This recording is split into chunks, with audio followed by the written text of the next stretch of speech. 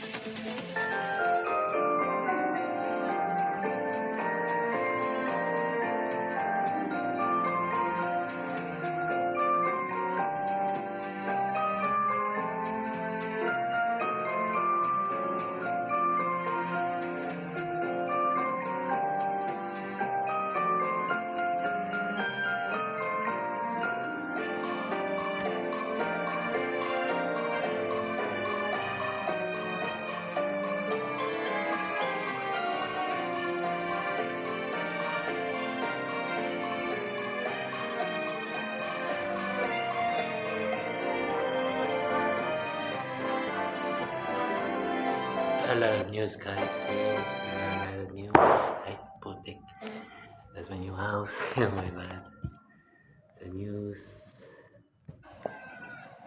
yep, there you go.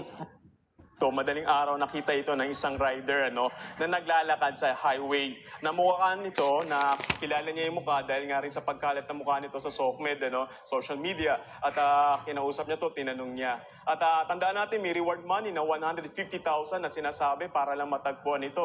At para makumpirma kung siya nga ito, dahil nga mukha na siyang taong grasa kalalakad niya at halos 3 linggo na siya, atang di naliligo o nagpapalit ng damit, dinala ito ng rider sa barangay. At doon na raw ito pinalitan ng damit at naligo at inayusan, pinakain para naman mahimasmasan.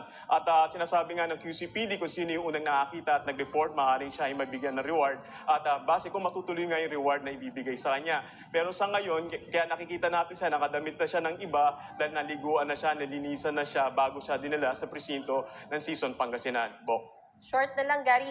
So, wala talagang kumupkup sa kanya. Seems like for the 3 weeks, talagang laboy-laboy lang siya. Tama kami, bali sa kwento niya, laboy-laboy siya, lakad siya ng lakad. Hindi niya rin nga alam kung nasa Pangasinan siya o nasa ang lugar siya. Kasi base sa information, bumaba siya ng bus, ibinaba siya, at naglakad siya na naglakad. Pero nga doon sa information na yon, inaanap nga ng QCPD sa record ng mga bus station kung sumakay nga siya ng bus, wala silang makitang record. Kaya tinanong nga nila at doon nga lumitaw yung storya na sumakay pala siya ng UV Express. Pero paano siya nakasakay ng bus at paano siya nakakawala, sinasabi niyang nag-abduct sa kanya, ay hindi talaga malinaw yung mga kwento na yan. Kaya aayusin pa ng QCPD yung mga impormasyon na yan kapag medyo nahimasmasan na siya at naipatingin na sa isang doktor. Mayan. Okay, Bok, huling-huli na talaga to. Huling-huli. Promise.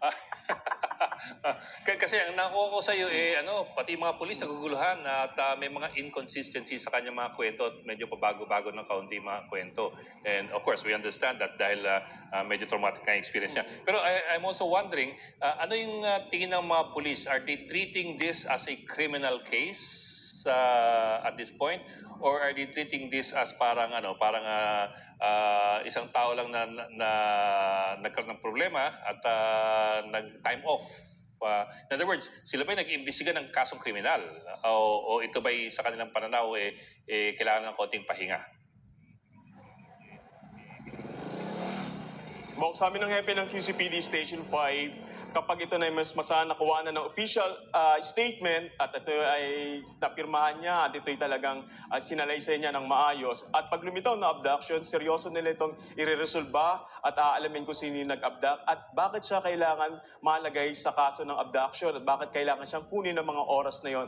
Pero kung ito ay dahil lamang sa mental health niya, ang gagawin lang ng QCPD ay tulungan siyang maipagamot at maibalik ng maayos ang kanyang normal na pamumuhay. At kung sa mga kababayan naman natin nagtatanong kung kamusta, kung ang kasal dahil naka-schedule, hindi muna ito pag-uusapan sa ngayon dahil sa ngayon ang focus ng pamilya, mabigyan sila ng privacy at higit sa lahat ay makapagpahinga yung kanilang anak. Bok. Right. Maraming salamat sa iyong report, Gary De Leon. Posible raw na sadyang nagpadaos-dos sa bangin si dating Public Works Undersecretary Catalina Cabral base po sa investigasyon ng PNP. Tugma rin ng fingerprints si Cabral sa bangkay na natagpuan sa bangin. Nasa frontline ng balitang yan, Brian Castillo. Malabo na ang anggulong posibleng itinulak sa bangin ang yumaong si dating DPWH Undersecretary Catalina Cabral sa resulta ng isinagawang 3D scanning ng PNP sa lugar kung saan natagpuan ang kanyang bangkay sa may Cannon Road sa Tuba, Benguet. May lalim na 16.9 meters, nakatumbas ng 6 hanggang 9 na palapag na gusali ang pinagbagsakan ni Cabral. So kung tinulak ito, chances are, lalayo pa siya doon. So makikita nyo dito na ang kamay niya, yung palm ng kamay niya, ay may gasgas din po, no? Pati yung likod, may gasgas din po. So ang laki po ng probabilidad na nagpadaos-dos po talaga siya. Sa mga larawang ibinahagi ng PNP, kita ang matinding pinsala sa mga paa ni Cabral. Ang mga paaraw ni Cabral ang unang sumalo sa impact ng pagdaos-dos niya sa bangin, kaya nagkalasog-lasog ito. Kumpirmado rin sa inilabas na toxicology report na umiinom ng antidepressant drug si Cabral bago siya natagpo ang patay. Primary actions po ng serotonin reuptake na to, na antipsychotic drugs or antidepressant drug, is pinapakalma po niya yung tao. So parang mas madaling magkaroon ng decision making. Usually nagkakaroon nga ito sila ng suicidal behavior. No? That's why isa ito sa mga tinitingnan, minomonitor ng ating mga doktor.